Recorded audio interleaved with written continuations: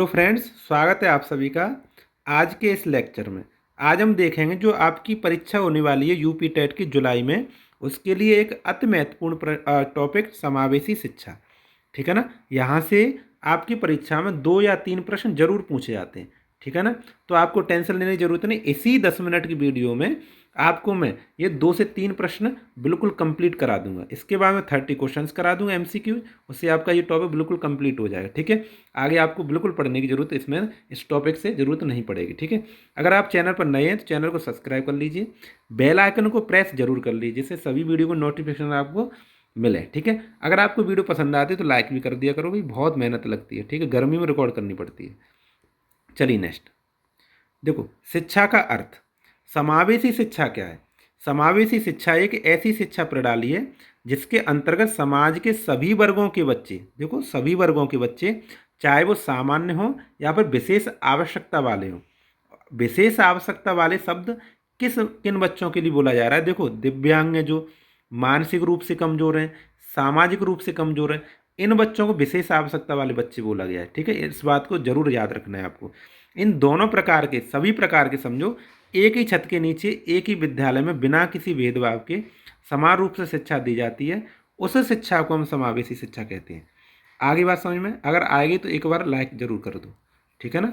चलिए नेक्स्ट, समावेशी शिक्षा के कुछ मुख्य उद्देश्य हैं। यहाँ से सीधा प्रश्न पूछा जाता है। देखो, जैसे लिखा है, शिक्षा के लोकतांत्रिकरण, समानता के अधिकार को लागू करना। ठीक है। सभी बच्चों के लिए समानता का अधिकार होना चाहिए, चाहे वो सामान्य बच्चा हो चाहे विशेष आवश्यकता वाला बच्चा हो। ठीक है। आगे बात समझ में देखो, समाज के सभी अपवंचित, पिछड़े, दिव्यांग बच्चों को मुख्य धारा से जोड़ना। मुख्य धारा का अर्थ है शिक्षा की धारा से जोड़ना। ठीक है ना। चलिए नेक्स्ट, बच्चों में आत्मनिर्भरता की भावना का विकास करना। सभी बच्चों में आत्मनिर्भरता की भावना को विकास करना है। ठीक है। बच्चों के अंदर की हीन भावना को समाप्त करना है। हीन भावना शब्द आए तो उसको समाप्त करना है। ठीक है ना। ये ऐसे कर पॉजिटिव बन जाएगा। उनमें आपसी सहयोग को बढ़ाना है। आपसी सहयोग क्या करना है? बढ़ाना है। ठीक है। ये पॉजिटिव पॉइंट हो गया ऐसे। चलिए नेक्स्ट, प्रत्येक बच्चे को उसकी व्यक्तिगत क्षमताओं के अनुसार सीखने का अवसर देना है।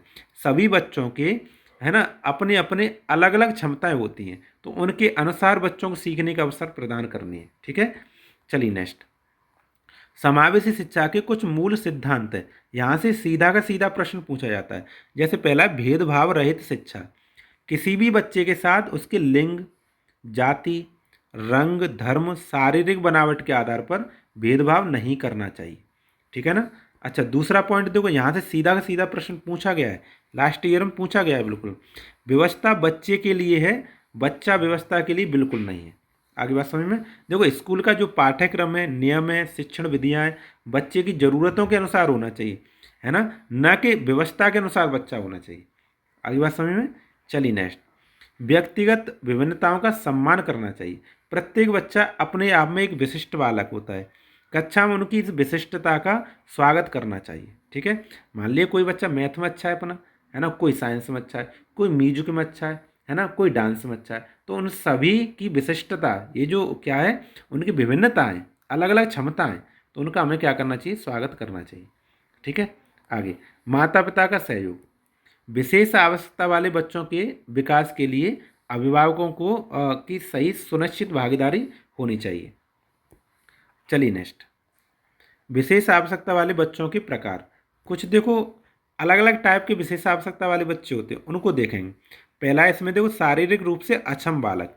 शारीरिक रूप से अक्षम बालक कौन कौन से होते हैं? इसमें देखो, हो सकता है दृष्टि बाधित हो, जिसको कम दिखता हो या फिर बिल्कुल ना दिखता हो। श्रवण बाधित हो, यानी जिसको कम सुनाई देता हो या फिर बिल्कुल सुनाई ना देता हो। वाक बाधित हो, जिसको बोलने में कठिनाई होती हो, है ना। अस्थि बाधित हो, जिसकी हड्डियों जोड़ों की समस्या हो। तो ऐसे बच्चे शारीरिक रूप से अक्षम बालक में आते हैं। ठीक है ना। अच्छा, दूसरा नंबर आता है मानसिक रूप से विशिष्ट बालक। कुछ बच्चे प्रतिभाशाली होते हैं, जिनका आईक्यू लेवल 140 से ज़्यादा होता है। कुछ सृजनात्मक बालक होते हैं, जो लीक से हटकर सोचते हैं। ये देखो, सीधा पॉइंट पूछा गया है, लीक से हटकर सोचना यानी सृजनात्मकता। और कुछ बच्चे मंदबुद्धि होते हैं बालक, जिनका आईक्यू लेवल 70 से भी कम होता है। ठीक है ना। तो इनको, ये बालक कैसे होते हैं? मानसिक रूप से विशिष्ट बालक होते हैं। इनको क्या कहते हैं? मानसिक रूप से विशिष्ट बालक। ठीक है। अगला देखो, अधिगम अक्षम बालक। ऐसे बालक जो सामान्य रूप से किसी विशेष न्यूरोलॉजिकल कारण से उन्हें पढ़ने में, लिखने में, गणना करने में कठिनाई होती है, उनको अधिगम अक्षम बालक कहते हैं।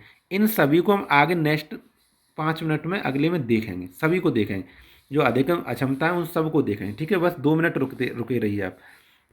आगे देखो, सामाजिक और आर्थिक रूप से वंचित बालक, इसमें अनुसूचित जाति, अनुसूचित जनजाति, अल्पसंख्यक और झुग्गी झोंपड़ियों में रहने वाले गरीब परिवारों को सम्मिलित किया जाता है। ठीक है, चलिए नेक्स्ट, प्रमुख अधिगम अक्षमताएं, देखो आ गया ना, इनको देखें। पहला नंबर डिसलेक्सिया, यह पढ़ने से संबंधित विकार है। इसमें बच्चा अक्षरों को पहचानने, शब्दों को सही पढ़ने में गलती कर बैठता है, जैसे 100 को बहुत पढ़ दे, बी को डी पढ़ दे। समझ में आ रहा कि नहीं यार, ये क्या है, डिसलेक्सिया है। ठीक है, दूसरा नंबर डिसग्राफिया, ये लिखने से संबंधित विकार है, बच्चा अच्छे से सही अक्षर बनावट नहीं कर पाता है। ठीक है, सही तरीके से नहीं लिख पाता है, वही अपनी डिसग्राफिया है। अगला नंबर डिसकैलकुलिया, यह गणितीय अक्षमता है। ठीक है ना, गणना करने में प्रॉब्लम होती है बच्चे को, जैसे जोड़ गुणा घटाव घटाव है ना, भाग करना समझने में कठिनाई होती है, उसे कहते हैं डिसकैलकुलिया। आगे बात समझ में।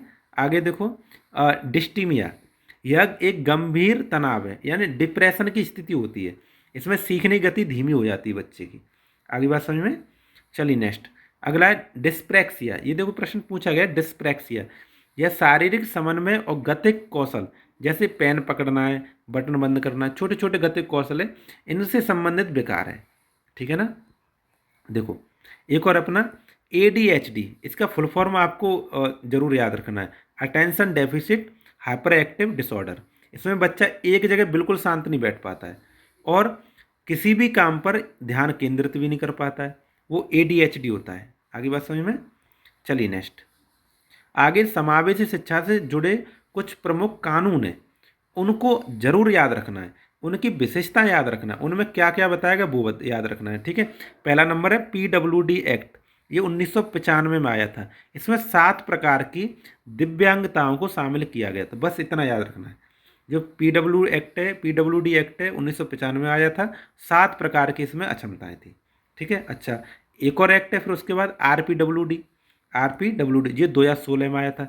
इसमें क्या हुआ था कि 1995 का स्थान लिया था इसने, जो PWD 1995 था उसका स्थान लिया।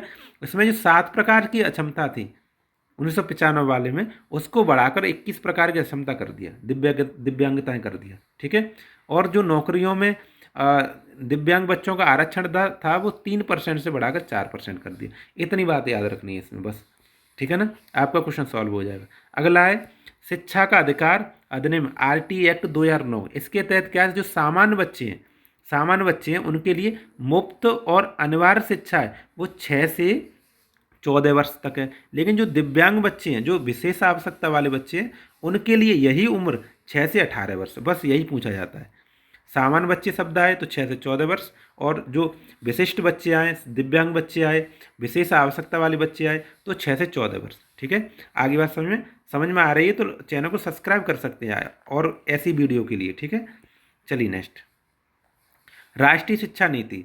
देखो यह पूरी तरह से समावेशी समता मूलक शिक्षा पर जोर देती है, जिसमें वंचित क्षेत्रों के बच्चों के लिए विशेष शिक्षा क्षेत्र, देखो विशेष शिक्षा क्षेत्र बनाने का प्रावधान है। चलिए नेक्स्ट, आगे है समावेशी शिक्षा के कुछ गुण हैं, यहाँ से सीधे सीधे प्रश्न पूछे जाते हैं। जैसे पहला है संवेदनशीलता, शिक्षक को सभी बच्चों की शारीरिक और मानसिक स्थिति के प्रति संवेदनशील होना चाहिए। ठीक है, कुछ बच्चे धीमे सीखते हैं तो उनको शांतिपूर्वक धीमे सिखाना चाहिए, कुछ बच्चे जल्दी तीव्र गति सीख लेते हैं, उनको उस हिसाब से हैंडल करना चाहिए। ठीक है, धैर्य और सकारात्मक दृष्टिकोण। ठीक है, शिक्षक को हर बच्चे को सीखने की गति का सम्मान करना चाहिए और कभी भी गुस्सा या फिर भेदभाव नहीं करना चाहिए। ठीक है, आगे बात समझ में। नेक्स्ट देखो, लचीली शिक्षण विधियाँ, कक्षा में केवल व्याख्यान विधि का बिल्कुल प्रयोग ना करें। ऐसा नहीं व्याख्यान लेक्चर देते है ना, उसमें क्या कर सकते हैं हम, सुधार कर सकते, दृश्य श्रव्य सामग्री, चार्ट है, मॉडल है, ब्रेल लिपि है सांकेतिक भाषा है, इसका आवश्यकता अनुसार हम प्रयोग कर सकते हैं, तो हमारी क्या कहते हैं शिक्षण है वो अच्छा प्रभावशाली होगा। ठीक है, चलिए नेक्स्ट, सहकर्मी शिक्षण, ग्रुप में पढ़ाना बच्चों को। देखो कक्षा में बच्चों को छोटे छोटे समूहों में बांट देना, है ना, और उन्हें काम करने के लिए प्रेरित करना, ताकि वो एक दूसरे से कुछ ना कुछ नया सीख सकें। कुछ बच्चे वो कुछ और जानते हैं, कुछ बच्चे कुछ और जानते हैं, तो आपसी ज्ञान को बांट सकें, ठीक है ना। उसी को कहते हैं सहकर्मी शिक्षण। आगे बात समझ में। अगला अपना व्यक्तिगत शिक्षा योजना। प्रत्येक विशेष बच्चे की ज़रूरत के अनुसार अलग शिक्षण योजना होती है और वही बनानी चाहिए, ठीक है ना। आगे बात समझ में। जो कुछ पॉइंट हैं जो आपको सीधे सीधे पूछे जा सकते हैं और आपको पॉजिटिव नेगेटिव शब्दों को अलग करने में सहायता करेंगे, वो मैं आपको समझा देता हूँ। पहला है समावेशी शिक्षा में पृथक्करण। पृथक्करण शब्द बिल्कुल वर्जित है, ये शब्द मतलब नेगेटिव है, शब्द पूरी तरह से प्रतिबंधित है, ठीक है ना। बच्चों को कभी भी अलग स्कूल या फिर अलग कक्षा के लिए नहीं भेजना चाहिए, ये पॉइंट आपको याद रखना है। एकदम करेक्ट क्वेश्चन करवा देगा अगर ये पॉइंट याद रहा तो तुम्हें। देखो अगला है, दृष्टिबाधित बच्चों के लिए ब्रेल लिपि का प्रयोग किया जाता है ना। इसका आविष्कार लुइस ब्रेल ने किया था। इसमें 6 बिंदु होते हैं, ये पॉइंट याद रखें, 6 बिंदु कई बार पूछा गया। 6 बिंदु होते हैं, कितने बिंदु होते हैं? 6 बिंदु होते हैं, ठीक है। चलिए नेक्स्ट, सृजनात्मकता।